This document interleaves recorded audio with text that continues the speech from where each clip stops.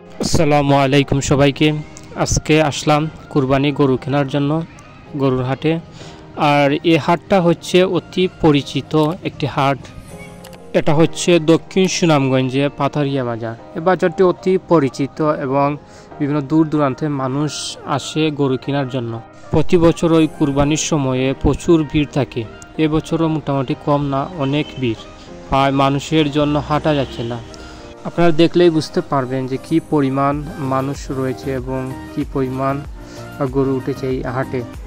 তাই এটি একটি ঐতিহ্যবাহী বাজার এবং প্রতি বছর ওই কুরবানির সময়ে ভিড় একটু বেশি থাকে। আজকে আমরা আসলাম কুরবানি গরু কেনার জন্য। আমরা একটু বাজারটা ঘুরে দেখলাম, দেখে বুঝতে পারলাম যে গত বছর থেকে এবছরে গরুর দাম প্রায় অনেকটাই বেশি। এবছর কুরবানি ঈদে গরুর দাম প্রায় চড়া, তাই গরু কিনতে বিপাকে ক্রেতারা। এবছর যে গরু আমরা কিনেছি 70,000 টাকা দিয়ে, এবছর তা 80,000 টাকায় মিলছে না। আমার জানা মতে সারা সুনামগঞ্জের মধ্যে এ ধরনের গরুর হাট বসে না। এটাই হচ্ছে সুনামগঞ্জের মধ্যে সবচেয়ে বড় হাট। একজন চাচাকে দেখতে পেলাম, দেখি তানোর গরু কত টাকা মূল্য চান। তো আমরা জিজ্ঞেস করলাম তানোর গরুর দাম কত। তিনি বললেন 1 লক্ষ টাকা। আমরা 80,000 টাকা বললাম, কিন্তু তিনি দিলেন না। সর্বশেষ এই গরুটা আমরা চয়েস করলাম। এটার দাম পড়েছে প্রায় 90,000-এর কাছাকাছি।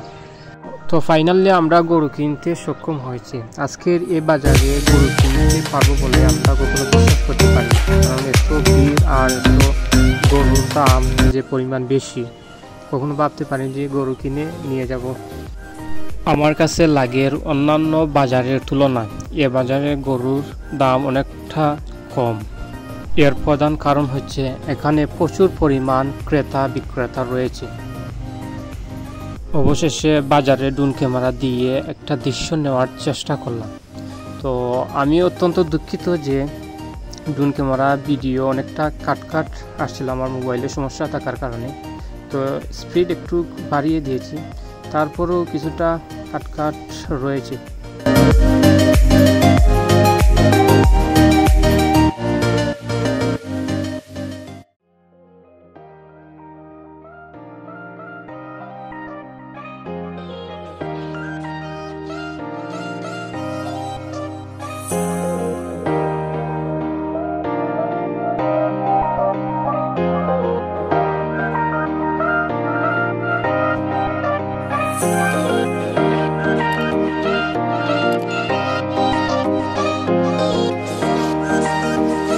আজকের ভিডিওটা এ পর্যন্তই।